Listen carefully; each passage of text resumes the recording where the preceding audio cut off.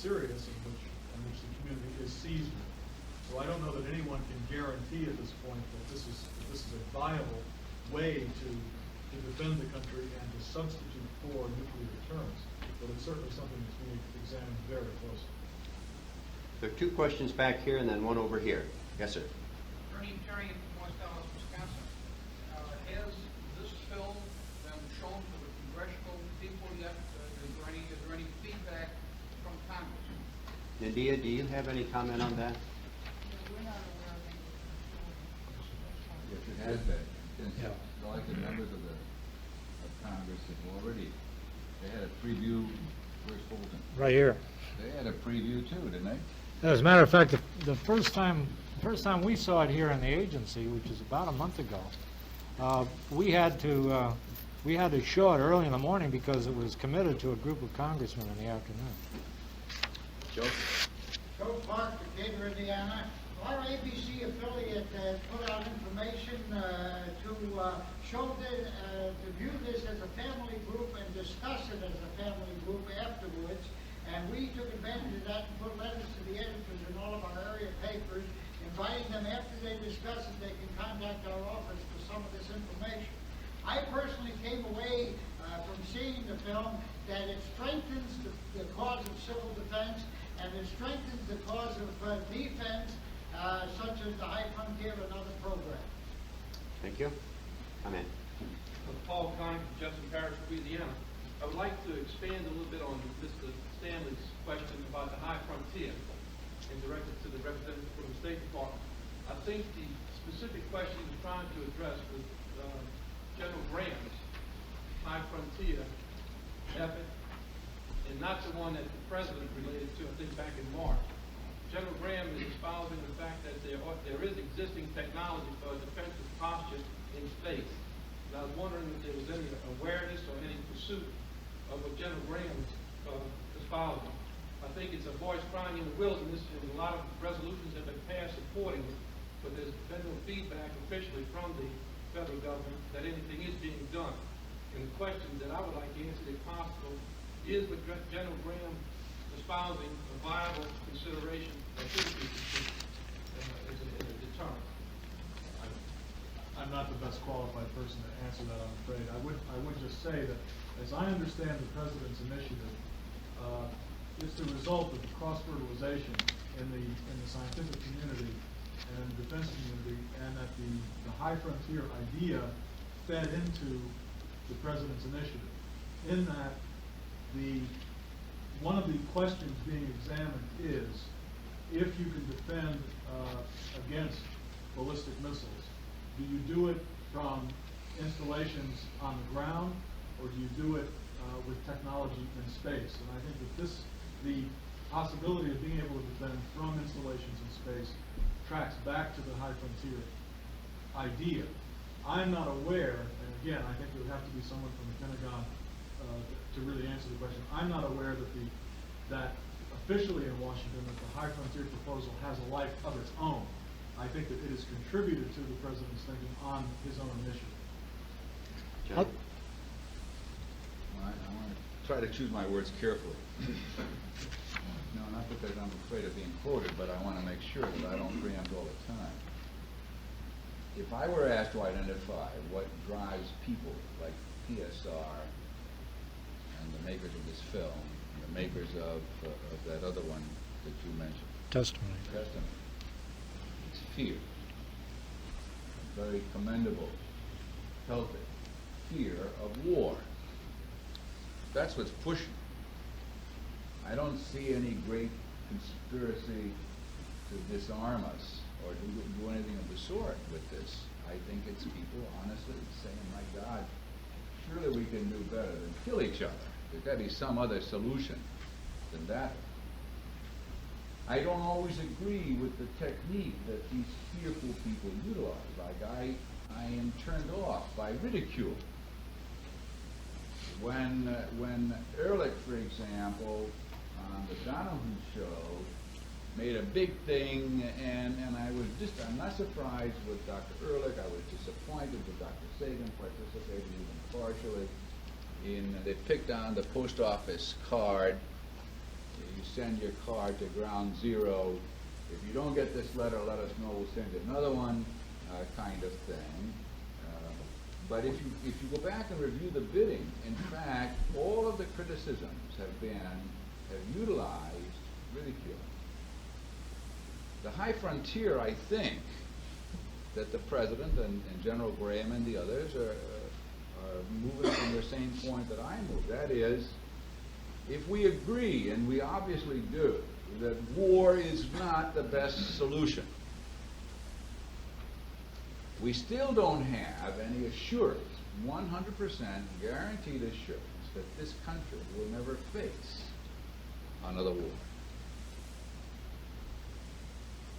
So that I'm not sure that the answer to this film and the discussions that we're having is, well, let's put together, let's go gung-ho on the high frontier, except as another deterrent to war, but not as a substitute for trying to prevent war. That's a little bit foggy, perhaps. You see what it is I'm trying to articulate here. The people who will see the film, who will be calling up Dave Sparks or George Lowe or Erie Jones or anybody else, won't really know a hell of a lot about the technical, scientific problems involved in high frontier and anything else. The question they're really asking is, my God, is this, first of all, is it provocative, as the PSR claims, to include in the spectrum of emergencies for which we must plan, the emergency of war? That's a recurrent theme, isn't it? If you have a war-related civil defense program, that per se is provocative, which frankly I reject. I don't think that's the issue at all. I think the problem that they're asking is, how do we, because where the American public disassociates itself, I think, from the Geigers and the others, is that what they're saying is, what's the point of staying alive in 1984 or 83 if there's going to be this massive fall, if there is this massive fallout, because you'll be dead in 40 years anyway? Well, I reject that. I don't want to throw in the towel now for something that's going to happen to me 40 years from now. What the hell, I figure I can kick, scratch, and claw my way through the next 40 years to find a way to stay alive. I think that our problem is to say to these people when they speak to us, and I'm not minimizing Region 1, because that's where I was born and grew up. I know the mindset in Region 1 reasonably well, David, that we have to do this anyway. If you take the dollars that are involved, and I asked McGuire's people to give me a breakout some weeks back, how much of every dollar that goes into this so-called civil defense program, which is a misnomer in my judgment, civil defense for the PSR, for the makers of this film, for the makers of testimony, means a nuclear war scenario. Civil defense, to me, means all of those steps that a government has to take to protect its citizens against any threat, not simply a war threat. And the people will say, will reject as I do. And I watched this thing, and I watched with my kids. I watched the Donahoe thing, and I watched those. And I think my children are representative of young people in the bracket 18 to 22 or 23. And their reaction is the same as mine. And admittedly, I influence my children, but when it comes to this kind of thing, they make their own minds up. I don't want to throw in the towel. You know, and I don't want, the part of the film that I'm going to shut up again, the part of the film that really disturbed me was that pandemonium in Dorothy Lewis's food and clothing store, right? People screaming, running. I tell you that most of us in this room know that panic is a product of fear. If you understand the requirement, you don't panic. You go about doing the things, all of the preventive sequential things or recovery and response sequential things that have to be done. People don't panic in Louisiana. Who's the one from Jefferson Parish? Spoke here a moment. They don't panic in your part when the heavy winds and the rains are coming. Do they? No. They evacuate, don't they? Yes.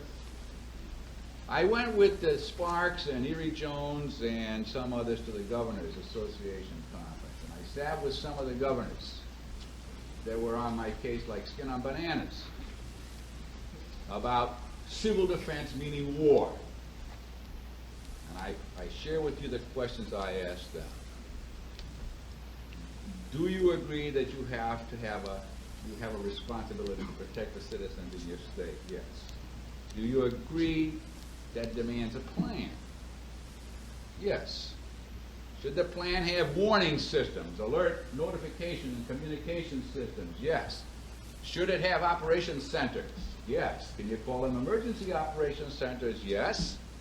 Do you need to provide for evacuating people from high-risk areas to areas of lesser risk? Yes. Can we call that relocation?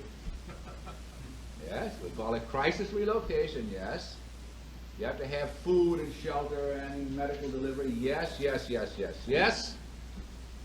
Are you now satisfied with the state of emergency preparedness in the state of Vermont, Governor? Are you totally satisfied with the state of preparedness in Vermont? No. Well, do you want us to stop? Right now? Is that what you're saying? Because the alert systems and the mechanism that you have and the law enforcement agencies and the fire departments and the National Guard and the volunteer agencies that you use now are the same ones that we would have to use if this government was unsuccessful in its attempts to prevent war. So they don't give you a hell of a lot of choice. That, I think, the American public rejects. I don't think it's to anybody's advantage nationally. I don't mean FEMA. I mean the country's advantage to badmouth the motives of the people who do these films. And for all my pejoratives about certain members of PSR, and never have I impugned their motives. Never. They want to stay alive. Who the hell does it? What they don't want to do is quit and be intimidated by the enormity of the problem. That the only difference between this problem and the problems that you deal with every day are order of magnitude differences. So I guess what I'm saying is don't think it's some conspiracy, because that'll kill us. It's not true, imagine. Have about 15 minutes roughly left for comments to share as a group. Frank? Frank Williams, President of the American Civil Defense Association. One thing that concerns me in the materials that I've seen is, are we really being honest with the public? Granted, we've got information in here telling people what they can do immediately. As far as I'm concerned, that we should be more honest with the public. Let them know, indeed, we don't have glass shelters, we don't have fallout shelters. I'm from Florida. We're about as prepared for a Class 3 hurricane as we are a nuclear attack. The protection just isn't there. And I'm not trying to give a doomsday call, but I think that the average guy out there on the street thinks that government indeed has protected him, when in fact government has not protected the person. And I think that the people of this country need to know what the facts are. And I think that this particular film is going to be an avenue that, for one time, maybe we can be honest with the public. And maybe the Congress will get messages from the people at home asking them, why haven't you provided us the protection that we deserve?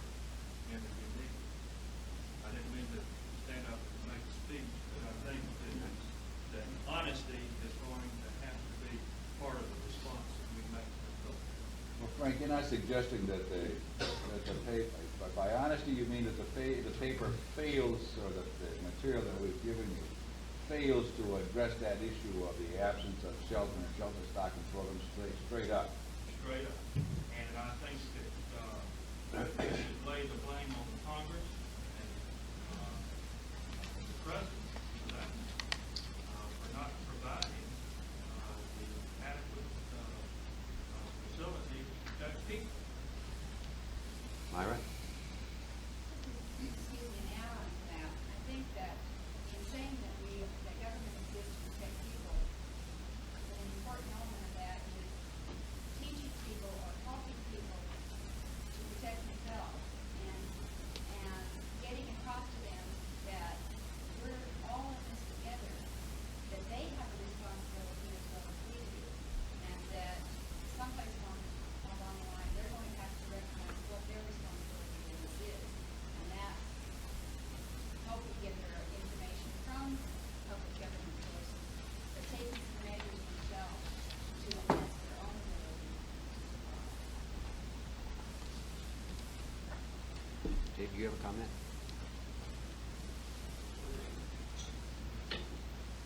What's the number, I'll ask, what's the number, the phone number for the Public Affairs Office for DOD and Department of State?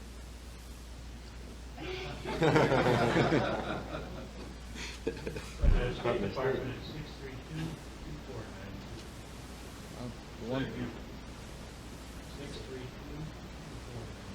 632-249. 632-2492 for the State Department. 697-5131 for DOD. 697-5131 5131. for Department of Defense. Yes, sir. Yes, Attorney Carrion again. The Roman Catholic bishops have recently come forth with a pastoral letter relating to the freeze, supporting the freeze concept. Do the questions and answers here relate at all to that? Because I'm sure that they're going to run into now a Roman Catholic I can- who may take a strong stand to pro or con this movement. Have there been any feedback to that at this time? Jim has a comment. Well, the pastoral letter very carefully avoided taking a position on civil defense. They raised the questions, looked at it from several perspectives, and then said, in effect, we need to know a little bit more about what civil offense is. So as far as our narrow little problem is concerned, that of civil offense, the bishops have not condemned civil offense, nor have they embraced it.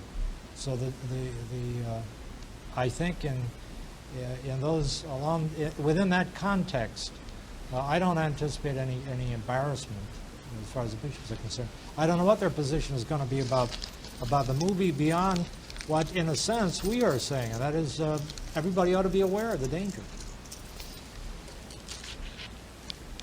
Next comment. Gary? Gary Jones, Illinois. I've not heard the word opportunity for the emergency services management community used. I think this is an opportunity. I believe this film, it gives us a forum to latch on to do those things that we perceive should be done. We're not a homogeneous community in emergency services, to say the least, but we certainly should have a common strategy. I think we all have the same objectives in mind. One of the things that I would caution against, and my colleague from Illinois suggested that, what about the technical consistency, accuracy of the feature film? I would suggest that we not be drawn into a contest of arguing about the technical value or content of it. I suggest that in a good debate you concede. If you get drawn into a debate, you concede and go on with this opportunity. Express that this is a great chance for this community, emerging discipline called emergency services management, whatever you want to call it. A great opportunity for us to go forward and almost unify. We never will be unified, but at least we have a chance here to do something for the first time together. Witness what we've heard in this room. Okay. Ed? I agree with you. I think we've given a terrible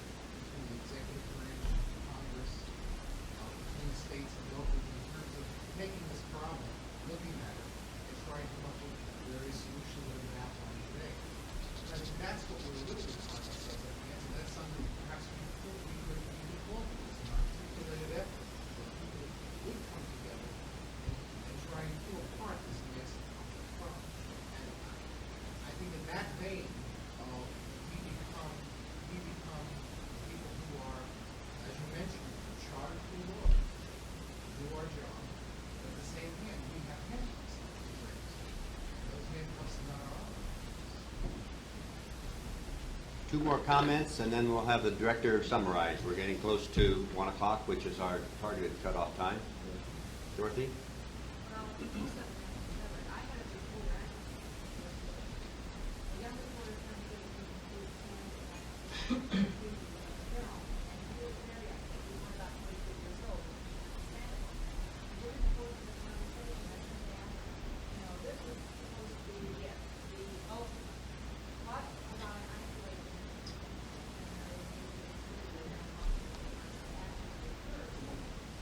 All along the line, he has gone down through and told me, I cannot teach my people how to protect themselves because I am at risk of war. Now, this is such a vast, and then the training to do anything to protect themselves, all I am basically completely mean, there's nothing wrong with this education, but they are dying because of things like education, and we don't have to do protect themselves. And the young man was totally taken aback. He never thought of it. I also said, I've never heard of a war being waged. The country does not want to take for that. The industry, the stability, the drugs, the stuff that are needed, would be the reason why those wars are fought. Why then would there be all out war that is have it and I think these are a couple of points that if we try to make, then maybe we feel more comfortable. Thank you, Dorothy. One more comment. Anyone want the last one, or shall we summarize? Well, Right? civil defense is a humanitarian pursuit. Civil defense has never killed the first person. That's a good place to begin the summary. Okay, I have to run and catch an airplane, and before that I have to run home and get all my gear and pick up my family and so on. When I told the staff to arrange this thing, I was driven by the fact that up to now, when these issues have come, particularly when it came time to go to the Hill to get the FEMA budget approved, I would be, and I look forward again to being hit up on the Hill with comments that have come from one of the states or from someplace else that are essentially at variance with the program as we are trying to articulate it here. So that I didn't want this to be a session where we would tell you what to say. First of all, because I realize the futility of that. And secondly, because that's really not what we want to do at all. What we tried to avoid, what I wanted this thing to produce today is an opportunity, first of all, by inviting State Department, which has this multi-headed hydra to deal with on a daily basis of negotiating with foreign governments whose degree of affection for the United States ranges from minus to slightly above plus, as the situation dictates.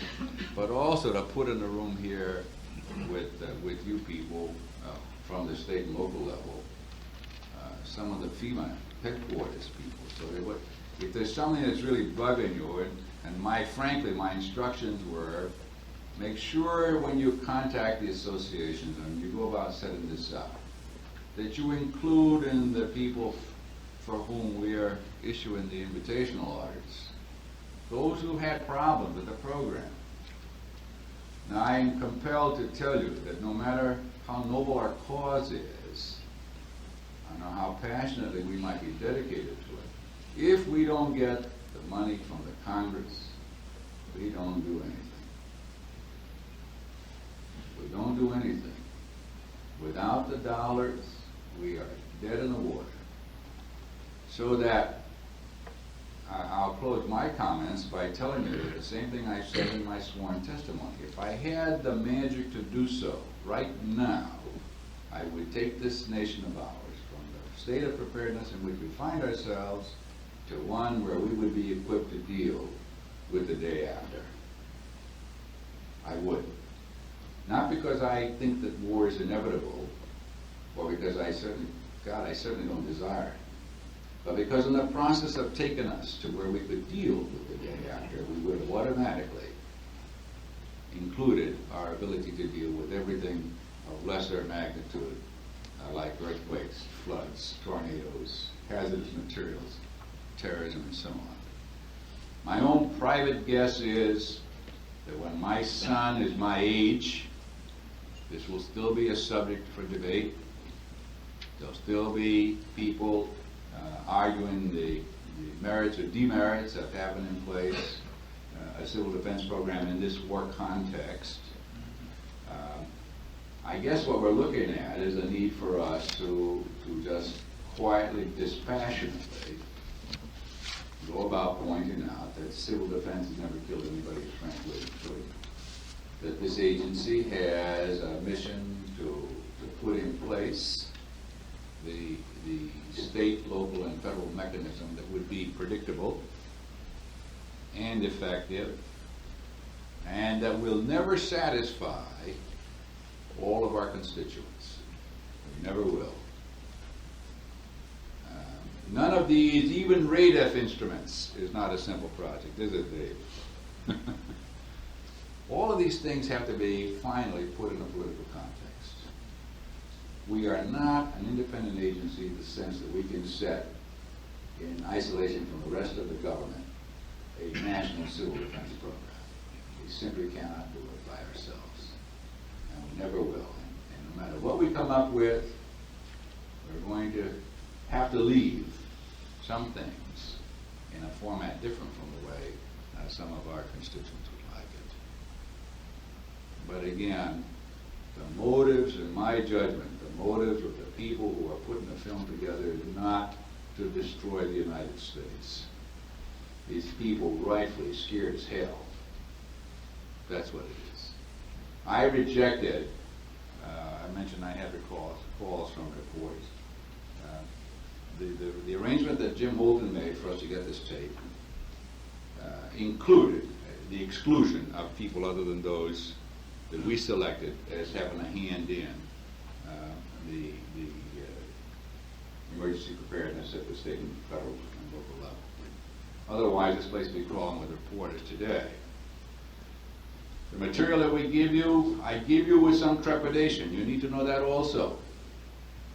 Because some of the material that we gave you, if one sits about to redact it or to present it in a certain way, could also be construed in a manner different from its intent when we gave it to you.